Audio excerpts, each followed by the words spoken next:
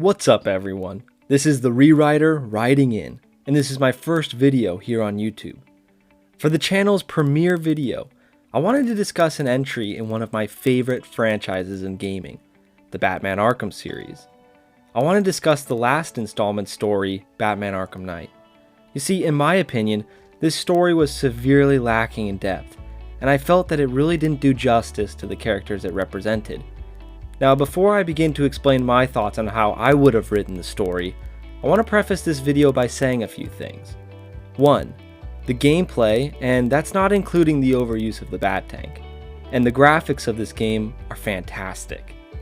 The second point is I know that this game is over 5 years old and not very relevant now, but I've been thinking about different ways Rocksteady could have written this story for many years, and now I have an opportunity to explain my thoughts. And the third point is that I'll only be covering the main story in a broad sense just to give you an idea of how I would have wanted the story to play out. So for that reason, I will not be covering any of the side content. With this being said, let's dive into the rewritten story of Arkham Knight. The game starts with Joker's body being burned just as it was in the original story. We then hear Batman talking about how Gotham changed without the Joker's madness. At first, there were many power struggles among the major gangsters, such as Penguin, Two-Face, Black Mask, and others who sought to take over Gotham's underworld. However, none of them were ever able to gain the reputation and fear that the Joker commanded, and in turn, just faded out over the years. The screen fades to black as it is revealed that the events in this game take place 10 years after the events of Arkham City. Batman is looking much older, rougher, and more tired than he has ever been. He's in the Batcave alone, as at this point Alfred had passed away 1 year prior. The scars and age of his body truly show as his labored breathing can be heard from across the cave. Batman is sitting at the Batcomputer investigating a lead on Scarecrow when an alert comes onto the screen, revealing the message Scarecrow broadcasted in the original story. However, instead of everyone evacuating the city, Montoya, now the commissioner of the GCPD, and the rest of the police force enact a mandatory citywide lockdown for the civilians. Batman then suits up in his post-Arkham City suit that features in the beginning of the original game, hops into the Batmobile, and drives out of the water entrance featured in the reveal trailer of Arkham Knight. Batman gains intel about Scarecrow's last known location at Ace Chemicals via Oracle's comms, and is also informed that Scarecrow plans to detonate a major fear toxin bomb right from the control room at Ace. When he arrives, Scarecrow snarls at Batman that his fear toxin would allow him to take over the world with fear. After quickly dispatching Scarecrow's pathetic thugs, Batman finally reaches the control room, where a dark silhouette of Scarecrow looms over the room. Scarecrow hurls his typical insults at Batman, when another figure is spotted behind him. Batman, rushing over to Scarecrow, hears a loud scream with blood sprayed over the walls. The generator shuts off, simultaneously deactivating the lights and the fear toxin bomb countdown. As Batman slams the door open, Scarecrow's severed head flies at him as he evades it. Batman turns the emergency power generator on, only to find the headless corpse floating in a pool of blood. Batman looks for any evidence for a possible MO to match one of his rogues he had faced in the past, but comes up short. He contacts Oracle to explain that Scarecrow had been murdered and that Tim Drake, now Red Robin, should follow up with the police to explain that the bomb had been neutralized, and to see if any leads can be obtained from the police. When Batman gets back to the cave, he activates the camera feed built into his cowl onto his computer. When he plays the image back, he recognizes that right when he breaks the door down, there is a brief moment where a shadowed figure can be seen escaping. Batman then adjusts the brightness and magnifies the image. A cloaked figure, wearing a hood and a cape, holding what looked to be a katana in one hand and a jagged knife in the other hand. Aside from those small details, nothing more could be gathered from the images. Batman slams his fist down with thoughts rushing to his head of failure, a failure that he had not felt since Jason Todd lay lifeless in Bruce's arms many years ago. A week later, Batman is flying over the Gotham Central Bank in the Batwing as he dive bombs straight down through the glass covering in an attempt to thwart Two-Face's predictable plans. Quickly and quietly, Batman stealthily takes down the hopeless thugs one by one as if he had memorized the thugs' actions. With only Two-Face and Batman left conscious in the bank, Two-Face drops his weapons in defeat as Harvey Dent speaks for the first time in many years. "You said we would destroy crime in Gotham. Me, you, and Gordon. We were going to be what this city needed. Hope. You said you trusted me, and you failed me.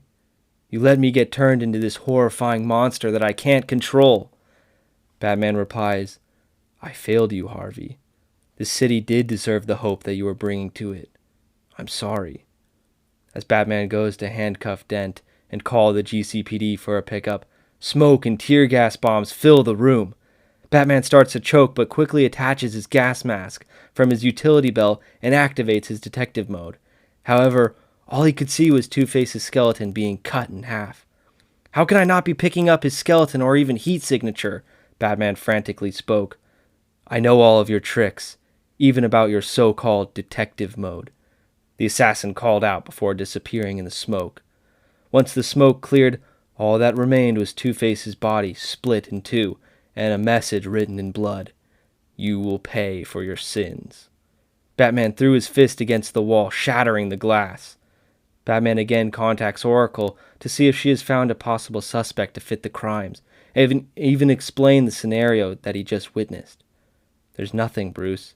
I would say possibly the League of Assassins, but they disbanded years ago after the civil war between the Loyalists and the rebels after Raish's and Talia's deaths. Another possibility is Slade Wilson, but neither crimes fit his M.O. Sorry, Bruce. I'll keep digging." Back at the Batcave, Tim meets with Bruce to discuss his findings with the GCPD. He explains that they found a trace of metallic residue left by the blade that killed both supervillains, but that it didn't match any known metal. After Tim hands him the swabbed sample, Batman runs it through the Batcomputer. After a minute of analysis, the metal is found, but written in an unknown language. "Well, that was our only lead. What are we going to do now?" Tim remarks. "I've seen this language before. It's Amazonian. I recognize it from a book that Diana had in her room on the watchtower," Batman replies. "So we're dealing with an Amazonian here?" Tim asks, slightly trembling. "No.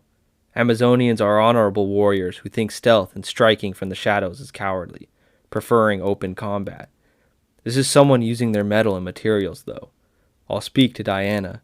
You see if there's a possible buyer and seller of exotic weapons and materials," Batman states. Batman then heads to the watchtower, where Diana is standing on the observation deck. "You haven't been up here in a while, Bruce. It's nice to see you," Diana remarks. "With everything going on in Gotham, I haven't been able to help out here in years. But it's nice to see you too, Diana." After a brief pause, Batman continues, "I need your help. I've been dealing with a highly trained murderer in Gotham these past couple of weeks who appears to be using Amazonian metals in their weapons. How is this possible?" Diana replies, "That is unsettling, considering how powerful our nth metal weapons and armor are. They're virtually unbreakable and can pierce through just about anything. However, that does make sense, considering that somehow there have been reports of stolen goods coming out of Themyscira. These goods have been brought to everywhere, from Keystone to Metropolis, and even to Gotham. I can trace the nth metal by using a magical tracker only Amazonians can follow, and that could lead you to your target. Hold on a minute." After Diana tapped into her magic to find the nth metal, she discovered that there was a large shipment of it at a place called North Refrigeration. "That's a front for the Penguin's operations." "Thank you, Diana," Batman expressed. With a substantial lead, Batman attempts to contact Red Robin to help him bust Penguin's operations, but is getting radio silence. Batman then contacts Oracle, who reassures him that he is just following a lead and will get back to him soon.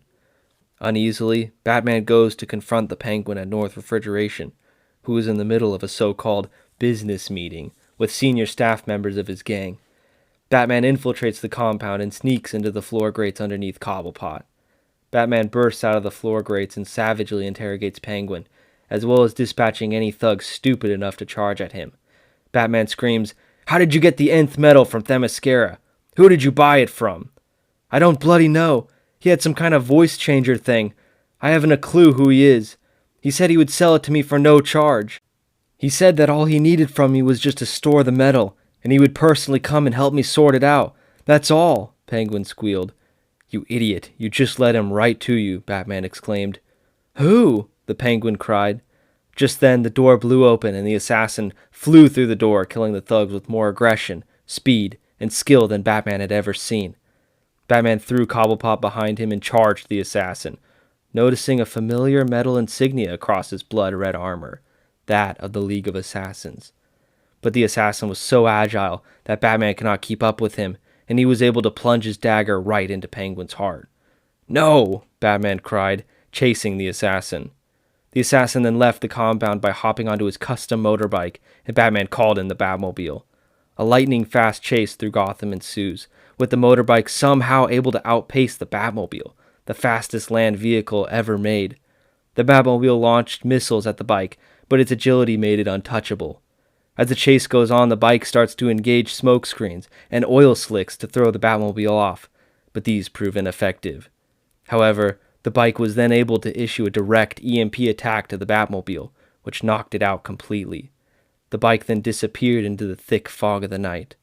Once the Batmobile becomes operable again, Batman defeatedly heads back to the waterfall entrance of the Batcave. Batman then contacts Oracle. "I saw the insignia of the League of Assassins on his armor. I thought you had said they had disbanded." Oracle replies they did. Maybe this person is some sort of copycat. Climbing out of the Batmobile back at the cave, Batman angrily screams over his comms, "Tim, where were you? I needed you. He was there and got away. Why were you not there?" Again, just silence on the other end. Batman's anger quickly turned to worry as he went to the Batcomputer to try and activate the tracker in Tim's suit. It came up on the screen as disconnected, and Batman dropped to the ground, sweat and tears dripping down his face. "I can't lose anyone else. I just can't," he cried. Just then, the Batcomputer lit up with a red static screen, and the assassin appeared. "If you ever want to see your pet again, meet me where you began." The screen turned off and instantly Batman knew where to go. Before he left, he instructed Oracle to contact Nightwing, as he wasn't about to make the same mistake again, and told her to send Nightwing to Crime Alley. Enraged, but still able to keep himself leveled, Batman heads out to Crime Alley to finish this nightmare. Driving at top speed, Batman reached Crime Alley in minutes, and there, lying in the same position as his dead parents did in what seemed like a lifetime ago, Tim was covered in blood and bruises. "Get out of here, Batman, this is a trap!" Robin exclaimed. "Of course it is, but I'm not letting this madman hurt you or anyone else ever again," Batman explained. "Look familiar?" The assassin scowls as he appears out of these shadows. "Why kill gangsters? What are you after?" Batman demands. "The Monarch Theater is where you let her die, Batman. She loved you. She would have done anything for you. You just used her, and then let her get killed by that freak," the assassin screams. "Who are you?" The assassin then removes his hood and mask. "Those are Talia's eyes," Batman remarks. "I am Damian Al Ghul, heir to the demon's head, and your son." Batman reels back in shock. How is this possible? "I'm finishing my grandfather's mission. Gotham must burn with cleansing fire before it can become what it should have always been. And just as you have taken everything away from me, I will make you watch as I take everything away from you. And then, when you have finally understood complete loss, then I will end your pathetic life as well." "Don't think that's going to work out too well for you, pal," Nightwing jokes as he lands next to Batman. Damian, without hesitation, leaps towards Batman and Nightwing, equipping his katana from his utility belt and his jagged knife from his sheath. Damian attacks them with ferocity and skill, using moves only Batman and those trained by him could possibly know. Both Batman and Nightwing block the attacks, and one uppercuts him while the other kicks him in the chest. Batman then throws a punch that hits Damian right in the face, but he answers back with a slash from his katana that goes straight through Batman's suit. Nightwing throws a kick at him that is immediately blocked, and Damian plunges his knife right into his ribs. With Nightwing majorly injured, as well as Batman having a large scar of his own, Damian showing no signs of stopping. Batman needs to find a way to get both Nightwing and Robin out of there. However, before Batman can get them out of there, Damian proclaims, "This is just the start. Everything will burn, Batman." Immediately after saying that, Damian throws a dagger directly into Tim's head. Batman screamed and leaped at him, but Damian disappeared in the smoke. Batman held another dead Robin in his arms as Nightwing, through tears, contacts Oracle to deliver the bad news. With everyone heartbroken, Batman takes Nightwing back to the cave, and with Oracle already in the cave, Bruce goes to bury Tim in the cemetery at Wayne Manor. For the next few days, the team mourned the loss of Tim, but knew that they needed to stop Damian to avenge Tim. Just as the team was gathering intel on Damian's whereabouts, a message appeared on the Bat computer that was being broadcast throughout the entire city. Tonight is Gotham's reckoning. In order for Gotham to serve its true purpose as the throne for the demon's head, it must be purged with fire and blood. Serve your purpose as slaves for the demon's head, or be slain for your treachery. This is your final warning, Gotham. After the message, Oracle exclaimed, Damian was broadcasting from the old Wonder Tower building. Bruce, the police have sightings of hundreds of ninjas burning buildings and killing everyone from civilians to police to criminals in their path. It's mayhem out there, and the police are completely outnumbered. I guess the League of Assassins banded back together under Damian once they learned of the existence of a leader born out of the bloodline of Raish. Batman replied, "Call the family. We're going to need everyone tonight. We do this for Gotham. We do this for Tim." 1 hour later, perched on a rooftop with a blazing Gotham in front of them, the Bat family, along with some others, assembled. Batman, Red Hood, Nightwing, Batwoman, Huntress, Spoiler, Wildcat, Black Canary, and Green Arrow were ready to take back Gotham. Batman and Nightwing would hunt down Damian at Wonder Tower. Red Hood and Batwoman would take back Burnley and Somerset. Huntress and Spoiler and Wildcat would take back Burnside and Bristol. And Green Arrow and Black Canary would take back Old Gotham. A large-scale battle would then take place throughout all of Gotham as we pan over each of the districts being taken back by the heroes. Focusing in on Batman and Nightwing, the pair reached Wonder Tower, but received heavy resistance from the many ninjas. However, because of the League's predictable tactics, Batman and Nightwing were able to clear them out, leaving only Damian at the observation room looking out to a burning Gotham.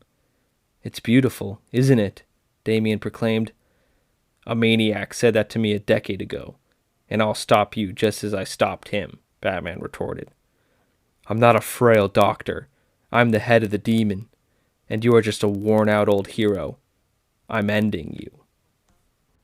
This time, Batman and Nightwing lunge at him, each of them attacking with coordinating attacks.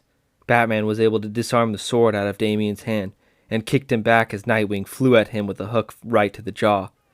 Damian started bleeding, but this didn't stop him for a second. He grabbed Nightwing and kneed him to the stomach before roundhouse kicking him in the ear. Nightwing stumbled back while Batman came in. Both were throwing punches and kicks that the other would block and then counter. The two were evenly matched, but because of Damian's age and energy, Batman found it hard to keep up with him, and Damian exploited this by throwing a flurry of lightning-fast punches to Batman's torso. Batman slumped over in pain as Nightwing threw one of his Eskrima sticks at the back of Damian's head. This knockback and distraction was enough for Batman, who was lying on the ground, to kick both of Damian's knees, shattering his kneecaps and dropping him to the ground. Damian screamed in pain as the bloody Batman and Nightwing stood over him. "It's over.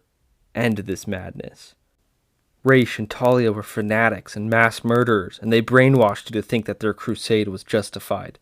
You'll never be able to stop crime if you stoop to their level. There is a better way to clean Gotham, a moral way.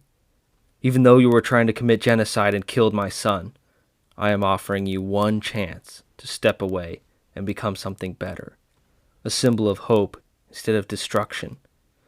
You'll never be able to cleanse Gotham. You're weak and a fool. I'll never help you.